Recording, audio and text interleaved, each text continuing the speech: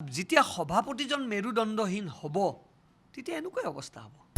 অখিল গগৈ আৰু ভূপেন বৰাৰ কোনো নিজস্ব বেছ নাই। এইবিলাক মিটিং পাতি তেওঁলোকে অংক কৰে, আপোনালোকে বুজি নাপায়। তেওঁলোকৰ ইয়াত গণিত আছে।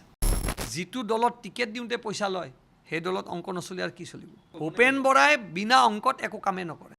কিমানৰ পৰা পইচা ল'লে অংকবিলাকতো চব ওলাব ন। কাৰণ ইয়াত চবচে সকলোতকৈ লাভ ভূপেন বৰা হৈছে, কাৰণ financially he is a benefited.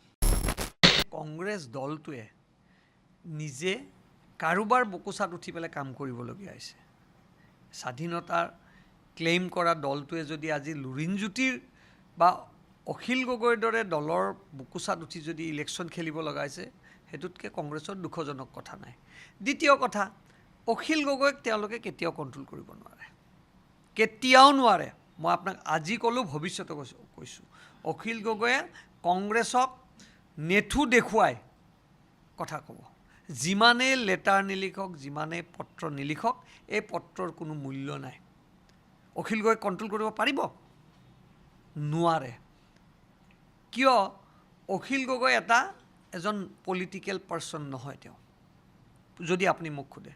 কাৰণ তেওঁ যি ইছ্যু লৈ পেলাই আজি এটা পলিটিকেল দল তেওঁ খুলিলে, যি কংগ্ৰেছক তেওঁ মানে আগতে তেওঁ পোনপটীয়াকৈ এটেক কৰিছিল, আৰু মানুহে অখিল গগৈক ভাল পাইছিল যে কংগ্ৰেছ দলক এটেক কৰিছে। এটা জনজাতীয় নেতা, জনজাতীয় নেতা হিচাপে অখিল গগৈক একচেপ্ট কৰিছিল। কিন্তু এইবাৰ অখিল গগৈ আচল চৰিত্ৰটো অসমৰ ৰাইজেও গম পাইছে, আৰু কংগ্ৰেছৰ হাতত এই দম নাই। আনকি ৰাহুল গান্ধীৰো এই দম নাই। মই আপোনাক ক'লোঁ, দম নাই। এটা সময়ত কংগ্ৰেছ আউট, অখিল আৰু লুৰিণ ইন হ'ব। কিন্তু ভূপেন বৰাই পত্ৰখনত লিখিছে যে মই চাইছোঁ, মই চব চাইছোঁ। মই এই পত্ৰখন মোৰ হাততে আছে, মোৰ এইমাত্ৰ কোনোবা এটাই মোক দিছে। তেওঁলোকৰ কাৰণে ৰাহুল প্ৰিয়ংকা কোনো পৰোৱা নাই অখিল গগৈ, খাতিৰে নকৰে। আৰু এনেকুৱা দুৰৱস্থা যদি কংগ্ৰেছৰ হ'বলগীয়া হৈছে, যিটো দলে ভাৰতবৰ্ষত 50 বছৰ শাসন কৰা বুলি ক্লেইম কৰে, স্বাধীনতা তেওঁলোকে আনি ক্লেইম কৰে, সেই দলটোক অখিল গগৈ আৰু লুৰিণজ্যোতি গগৈ আজি একেবাৰে ক্ষমতাচ্যুত কৰি মচকি পাতালত পেলাই দিছে দলটোক। আমি ক'লেতো তেওঁলোকে ক'ব বিৰোধী বুলি। আজি অখিল গগৈক তেওঁলোকে এনেকুৱা পত্ৰ লিখিব লাগে যে যাৰ কাৰণে ক্লেইম কৰিব লগা হৈছে। চাওক, ৰাহুলজী দুবাৰ আহিছে, প্ৰিয়ংকাজী দুবাৰ আহিছে, খাৰ্গেজী দুবাৰ। তাৰমানে নিজক বচাবৰ কাৰণে কংগ্ৰেছ দলটোৱে আজি এই পত্ৰ লিখিবলগীয়া হ'ল। মই আপোনাক আজি ক'লোঁ ঐক্যমঞ্চ জিৰ'। কাৰণ মই আপোনাক আজি ক'লোঁ, যোৰহাট যেতিয়া নিজিকে, ডিব্ৰুগড় যেতিয়া নিজিকে, কংগ্ৰেছে যিটো ভাবি আছে 7খন 5খন আসন, কাৰণ এইটো কংগ্ৰেছৰ কেৰেক্টাৰ। মই আপোনাক ক'লোঁ, দাদা আপোনাক মই ক'লোঁ, যোৱাবাৰ ভোজ ভাত পাতিছিল ন তেওঁ, এইবাৰ তেওঁ কৈছে মই ভোজ ভাত নাপাতোঁ। মেণ্টেলি তেওঁ প্ৰিপেয়াৰ হৈ গৈছে যে 26ত মই মুখ্যমন্ত্ৰী হ'ম।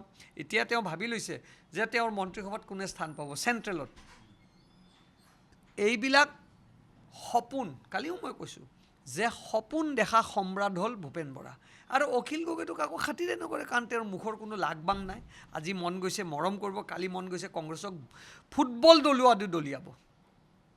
মই কোৱা কথাটো আপোনাৰ মানুহে তুচ্ছ তাচ্ছিল্য কৰিব পাৰে, বাস্তৱ যিটো বাস্তৱ মই সেইটোৰ ওপৰত কৈছোঁ। আৰু মই অখিল গগৈৰ কথাটো মই জানো, অখিল গগৈৰ কেৰেক্টাৰটো আমি ভালকৈ জানো। মই অখিল গগৈৰ বুলি কোৱা নাই। যেতিয়া বিৰোধী ঐক্যমঞ্চ হৈ থাকে, এতিয়া আমি এলায়েন্সত আছোঁ নাই? কেতিয়াবা আমি এনেকুৱা কথা কৈছোঁ নে AGPয়ে কেতিয়াবা কৈছে, নে UPPলে কেতিয়াবা কৈছে? নকয়। কাৰণ যদি আপুনি এলায়েন্স কৰোঁতে যদি এলায়েন্স হোৱাৰ মানে জিকাৰ আগতে যদি এনেকুৱা অৱস্থা, আৰু জিকাৰ পিছততো কি হ'ব? অখিল গগৈ আৰু ভূপেন বৰাৰ কোনো নিজস্ব বেছ নাই। মই আপোনাক আজি ক'লোঁ, কোনো বেছ নাই। ভূপেন বৰাৰো বেছ নাই। যেতিয়া সভাপতিজন মেৰুদণ্ডহীন হ'ব তেতিয়া এনেকুৱাই অৱস্থা হ'ব। নাই, মই সেইটোৱে ক'লোঁ, সভাপতিজন যেতিয়া মেৰুদণ্ডহীন হ'ব তেতিয়া এই দস্তি আৰু দুশ্মনৰ কথাটো এনেকুৱাই হ'ব। কাৰণ এই দস্তি গৈ দুশ্মন হ'ব, দুশ্মনৰ পৰা মহাযুদ্ধ আৰু যুদ্ধৰ পৰা মহাযুদ্ধ আৰম্ভ হ'ব। আপুনি যাব দিয়কচোন 4 জুনৰ পিছত দেখিব কিমান কাজিয়া টুটুমেমে আৰম্ভ হ'ব, কিমান টুটুমেমে বাকযুদ্ধ আৰম্ভ হ'ব, আপোনাক নিজে দেখিব। কিমানে ভূপেন বৰাক ৰখি আছে কথা ক'ব কাৰণে, কিমানৰ পৰা পইচা ল'লে, অংকবিলাকতো চব ওলাব ন। কাৰণ ইয়াত চবচে সকলোতকৈ লাভ ভূপেন বৰা হৈছে, কাৰণ financially he is a benefited. আৰু মই ইয়াতকৈ বেছি নকওঁ, নিৰ্বাচন আগত বহুত কথা ক'লে মানুহে তাচ্ছিল্য কৰা বুলি ক'ব, কিন্তু কংগ্ৰেছ দলৰ বুৰঞ্জী আমাতকৈ বেছি কোনো নাজানে। ৰিজাল্টৰ পিছত ক'ব নেকি? মই ক'লোঁ নহয়, কংগ্ৰেছ দলৰ বুৰঞ্জী, মই সেইটো দলত মোৰ 3টা পৰিয়াল আছে, 2টা পৰিয়াল আছিল। মই তাতকৈ মই 6ৰ পৰা এই দলটোক জানো, ক্লাছ 6ৰ পৰা। যিসকলে কাম কৰিছিল সেইসকলৰ নাম নাই, যিসকলে কাম তেওঁলোকে আমাক কয় নহয় আমি ন বিজেপি বুলি। আৰে তেওঁলোকে দেখোন ন বিজেপি কিমানক মাতি নিবলৈ টিকেট দিছে, এইবিলাকতো ওলাই আছে কথা, সময়ত গম পাব। 4 জুনটো যাব দিয়ক। নহয়, এইবিলাক মিটিং পাতি তেওঁলোকে অংক কৰে, আপোনালোকে বুজি নাপায়। তেওঁলোকৰ ইয়াত গণিত আছে, এইবিলাক কৰি তেওঁলোকে গণিত কৰে, কাৰোবাক গণিত দেখায়, এই আমি চৰকাৰ কৰিম দেই, আমাক লগ কৰক। একদম প্ৰেক্টিকেল কথা এইটো, অংক।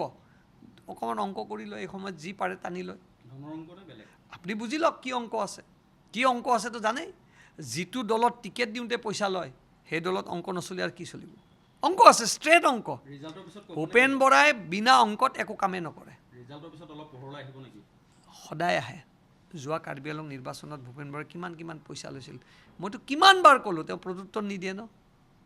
তেওঁৰ লগত চাৰিওফালে কমিশ্যন লোৱা মানুহ বহি থাকে, এজেণ্ট আছে